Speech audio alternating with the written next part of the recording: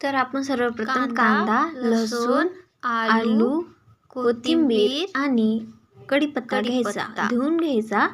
आता आपण कांद्याला थोड्याशा तेलामध्ये लाल होईपर्यंत तळवायचं.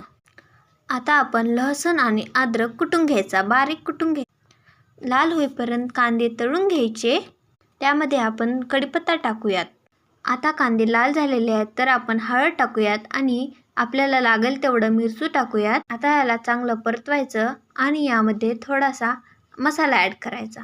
आता आपण तांदूळ धुवून घ्यायचे आणि त्या मिश्रणात टाकायचं आणि त्याला मस्तपैकी परतून घ्यायचं. तांदूळ आणि हे मिश्रण एकत्रित करून घ्यायचं. ही आहे पुरणाच्या कढीची आमटी. तर आपण हे या खिचडीमध्ये टाकणार आहोत. तर आलू आणि कोथिंबीर टाकून घ्यायचं. मग ही पुरणाच्या कढीची आमटी टाकायची. मग हवं तितकं पाणी, खिचडी शिजायला जेवढं पाणी लागेल तेवढं पाणी त्यामध्ये टाकायचं. मग आपल्याला चवीला लागेल तेवढं मीठ टाकायचं आणि खिचडी शिजवायला ठेवायची. तयार झालेली आहे ही मस्त तयार झालेली आहे आपल्या आमटीची किती सुंदर, दिसायलाही टेस्टी आणि चवीलाही लागणारी खिचडी तयार झालेली आहे.